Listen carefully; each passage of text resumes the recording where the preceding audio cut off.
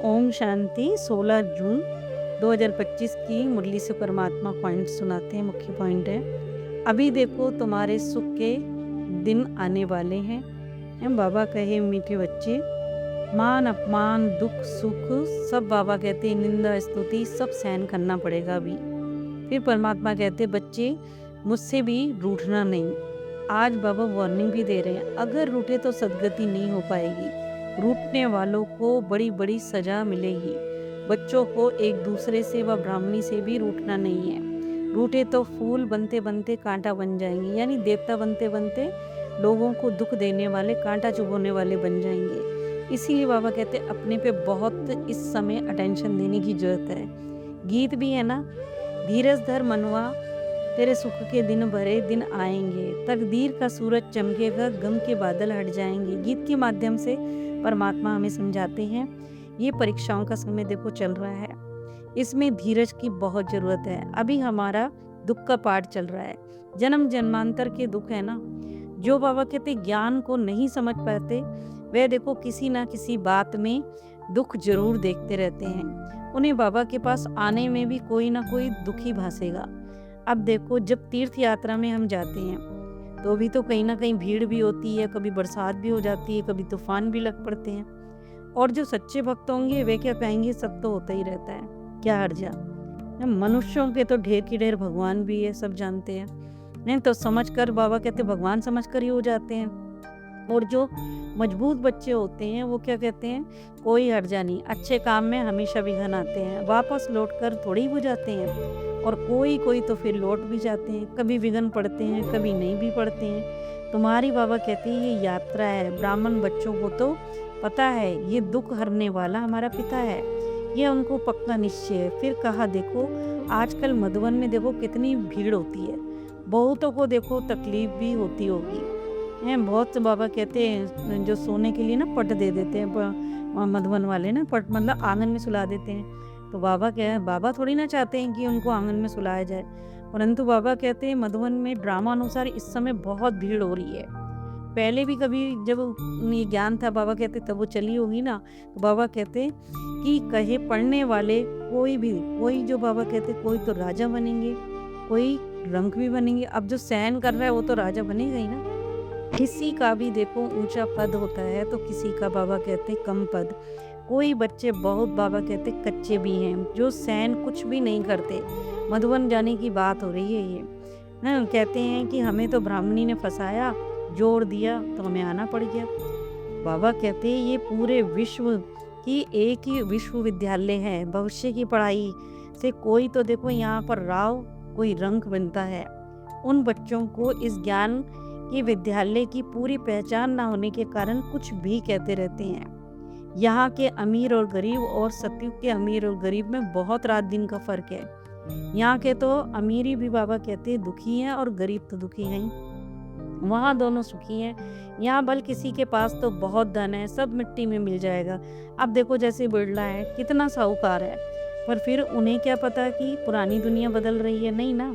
बाबा कहते नहीं तो फट से वो भी आ जाते। यहाँ सारे शरीर खत्म हो जाएंगे और आत्मा तो मिट्टी में मिल नहीं सकती है। ऐसा बहुत है जो आते हैं, आप बहुत आश्चर्यवंत, मतलब आश्चर्य से इस ज्ञान को सुनते हैं, उन्हें बहुत अच्छा भी लगता है। और फिर देखो परमात्मा पर निश्चय ना होने के कारण कि भगवान हमको पढ़ाता है, ये निश्चय नहीं होता तो भाग जाते हैं।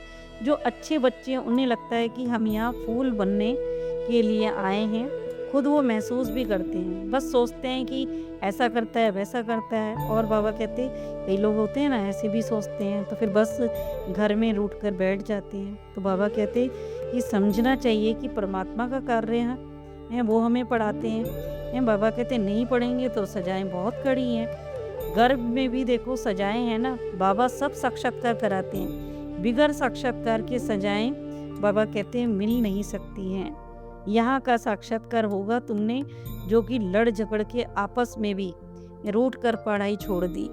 जब मौत का समय आएगा तो फिर अज्ञानी मनुष्य कहेंगे कि हमने क्या गुनाह किया था जो हम मरते हैं। लास्ट का पार्ट की बात हो रही है। बाबा कहते हैं खूने नायक होएगा ना, खून के अचानक बॉम्ब्स गिरेंगे, ढेर की ढेर मरेंगे, खून ही खून, इसको ही बाबा कहते नायक कहेंगे। अज्ञानी मनुष्य चिल्लाएंगे और पुरुषार्थ जो कर रहे होंगे वो खुश होते रहेंगे, क्योंकि वो बच्चे जानते हैं इस दुनिया की सफाई ऐसे ही होगी, विनाश ऐसे ही होगा। दुनिया बदलनी है, अनेक धर्मों का देखो इस समय विनाश होगा और एक धर्म की स्थापना होगी जो परमात्मा कराते हैं, आदि सनातन देवी देवता धर्म की। अभी पुरुषार्थ, बाबा कहते संगम युग पर पुरुषार्थ का समय चल रहा है। अब परमात्मा कहते हैं ड्रामे के तो देखो, तुम ड्रामे को तो जान रहे हो, इतनी करोड़ों आत्माएं जो हैं वो सतयुग में थोड़ी ना आएंगी। अभी तो प्यारे बाबा अपनी इस पुरानी दुनिया से आत्माओं को चुन रहे हैं। ये सब बाबा कहते डिटेल की बातें हैं। अब देखो बहुत सी बच्चियां ऐसी भी हैं जो कुछ भी समझती नहीं है, जो बहुत ज़्यादा भक्ति की आदत उन्हें पड़ी हुई है। उनकी बुद्धि में ज्ञान ये बैठ नहीं सकता, क्योंकि भक्ति में ज़्यादा दिमाग रहता है तो फिर ये ज्ञान नहीं समझ में आ पाता। और कहते हैं भगवान क्या नहीं कर सकता, मरे हुए को जिंदा कर सकते हैं। बाबा के पास आकर कहते हैं फलाने मनुष्य ने मरे हुए को जगाया, तो क्या भगवान नहीं करा सकता?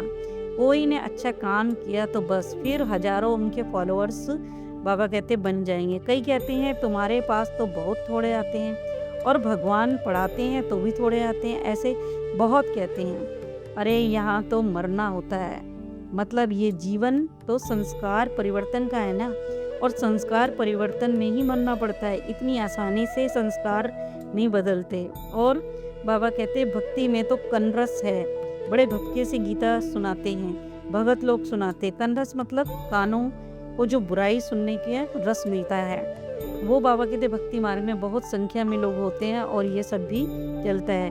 यहाँ की पढ़ाई में जब परमात्मा पढ़ाते हैं तो पूरी क्लास पिन ड्रॉप साइलेंस हो जाती है, यानी एकदम शांत वातावरण। बाबा कहे ब्राह्मणी से रोटना नहीं है, बस मन बनाओ, परमात्मा को याद करते रहो, सुदर्शन चक्र फिराते रहो। जैसे देखो आत्मा बन परमात्मा को याद करो, सुदर्शन मतलब पहले मैं आत्मा हूँ परमधाम में होगी, फिर देवताई घराने में होगी, फिर द्वापर में पूजनीय उसकी पूजा होगी, भक्ति मार्ग में होगी, फिर संगम युग में परमात्मा से राजयोग से पुरुषार्थ करी, फिर फरिश्ता बनती है। इतनी भी बाबा कहते याद किया ना तो भी आप स्वर्ग में आ जाएंगे। प्रजा तो बाबा कहते बनानी ही पड़ेगी, नहीं तो फिर राज्य किस पे करोगे, राजा हुक्म किस पे चलाएगा? सभी तो देखो राजा नहीं बन जाएंगे। भगवान पढ़ाते हैं ना, ब्रह्मा बाबा जो बहुत मेहनत करते थे वही ऊंचा पद भी पाएंगे। बस निश्चय बुद्धि होनी चाहिए, हमें भगवान पढ़ाते हैं। यहाँ मनुष्य देखो कैसे भी प्राइम मिनिस्टर को भी देखो पत्थर मारने में देरी नहीं करते हैं। कहते हैं स्कूल के बच्चों का न्यू ब्लड है, परंतु वही स्टूडेंट दुख देने वाले फिर बाद में निकल पड़ते हैं, कॉलेजों को भी आग लगा देते हैं, गालियां भी देते हैं। जरा सोचो इस समय दुनिया का क्या हाल हो रहा है। ड्रामे के बाबा कहते एक्टर होकर भी ड्रामे को आदि मध्य के मुख्य एक्टर को आदि को नहीं जानते तो उनको फिर क्या कहेंगे। ड्रामे का एक तो देखो बाबा कहते बाबा हम आत्माओं को कह रहे हैं कि, और मुख्य एक्टर कौन सा है? जो ड्रामे के एक्टर कह रहे हैं ना वो बाबा कहते हैं हम आत्मा हैं, और मुख्य एक्टर कौन है? बाबा कहते हैं वो परमात्मा है, जो बाबा कहते हैं दुनिया चला रहा है। परमात्मा हमें समझाते हैं ना ब्रह्मा विष्णु शंकर को जानते हैं, ना धर्म स्थापकों को कोई वो क्या करके गए, उनका क्या पाठ था। इतना मतलब मनुष्य अंधश्रद्धा में आकर सबको बाबा कहते हैं यानी गाइड कर रहे हैं। गुरु तो देखो बाबा कहते सदगति करे, परमात्मा कहते मैं कालों का काल हूँ, एक धर्म की स्थापना कर सब धर्म का विनाश हो जाएगा। इस ज्ञान यज्ञ में बाबा कहते सब स्वाहा हो जाएंगे, फिर ना कोई लड़ाई लड़ी जाएगी ना ही कोई यज्ञ रचा जाएगा। बच्चे तो फिर आदि मध्य अंत को जानते हैं, माया का सामना तो करना ही पड़ेगा ना, तो फिर माया परमात्मा की याद मिटा देती है। बाबा कहते हैं मान अपमान सहन करना पड़ता है, यहाँ कोई भी अपमान किया नहीं जाता है, और अगर होता है तो सिर्फ परमात्मा को रिपोर्ट करनी चाहिए। बाबा कहते तो फिर पाप भी बढ़ता जाता है, अगर नहीं करते हो किसी और को सुनाते तो बाबा कहते पाप बढ़ता है। परमात्मा को रिपोर्ट करने से जिस व्यक्ति ने आपको दुख अपमान किया तुरंत उसे बाबा कहते सावधानी देंगे, बस परमात्मा को ही सुनाना है। ज्ञान इंजेक्शन, इसको अंजन भी कहते हैं, अंजन का ज्ञान सुरमा भी कहा जाता है। फिर देखो लोग समझ लेते हैं जादू हो गया। बाबा कहे जादू आदि की कोई बात नहीं है, पवित्र नहीं बनते तो धारणा भी नहीं होती। पवित्र बनने से आत्मा में शक्ति मिलती है, जब शक्ति मिलती है तो वो धारणा भी हो जाती है। ये परमात्मा हमें बहुत तरीके से समझाते हैं, समझाने की युक्तियाँ भी बताते हैं और फिर जीवन जीने की कला भी सिखाते हैं। बाबा कहते हैं, खुद ही देखो काम विकार में जाता होगा तो दूसरे को कैसे कहेगा? कह नहीं सकेगा, ये तो महापाप हो जाएगा। ये कहानी भी सुनाते हैं ना, पंडित ने कहा राम राम कहने से सागर पार हो जाएंगे। मनुष्य समझते हैं पानी का सागर। देखो जैसे आकाश का जहाँ तक भी देखो आकाश को तो उसका अंत नहीं दिखाई देता ना, वैसे ही बाबा कहते हैं वैसे ही सागर का भी अंत नहीं पा सकते हो। मैं वरदान में बाबा ने कहा सदा देखो आत्मिक स्थिति में रहने से तन का कर्म भोग सूली से कांटा हो जाता है। कांटा तो फिर देखो थोड़ा सा चुभता है ना, और उसे निकाल दो तो दर्द भी कम ही होता है, ज़्यादा नहीं होता। मतलब आत्मा में अगर शक्ति भरी होगी, उसका पॉजिटिव मनन चिंतन है तो फिर तन का कार्य भोग नहीं पता चलेगा, दर्द बहुत कम जो पता भी नहीं चलेगा। बाबा कहते तन का रोग योग में परिवर्तन कर देते हैं, इसीलिए सदा स्वस्थ हो, मन ही मन परमात्मा को याद करो। इसीलिए मन की खुशी भी देखो प्राप्त होती है, खुशियों की खान से संपन्न आत्मा हो जाती है। ज्ञान धन सब धनों से श्रेष्ठ धन होता है। जिस आत्मा के पास ज्ञान धन होता है, प्रकृति उसकी खुद दासी बन जाती है। जैसे देखो उदाहरण के लिए आपको घर से बाहर जाना है, जाना भी जरूरी है, तो बहुत बारिश हो रही है और आप बाहर निकले और बारिश देखो आपका सहयोग करेगी कि बारिश ही बंद हो जाएगी।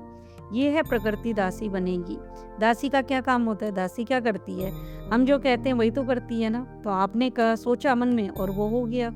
सब संबंध एक से एक के साथ ही रखने हैं, यानी परमात्मा के साथ। संपर्क में भी होली हंस रखने हैं, मतलब जैसे आपके संपर्क में भी जो आत्माएं आती है ना, वो पवित्र आत्माओं का आपका साथ होना चाहिए। आत्माओं से बाबा कहते हैं इसीलिए श्रेष्ठ भाग्यवान का वरदान आपको स्वतः ही मिल जाता है, क्योंकि संग अच्छा होता है तो रंग भी अच्छा ही लगता है ना। स्लोगन है याद और सेवा दोनों का बैलेंस ही डबल लॉक है। मतलब याद और सेवा बराबर बराबर होनी चाहिए। 8 घंटे याद हो तो 8 घंटे सेवा, 4 घंटे याद तो 4 घंटे सेवा। अच्छा, ओम शांति।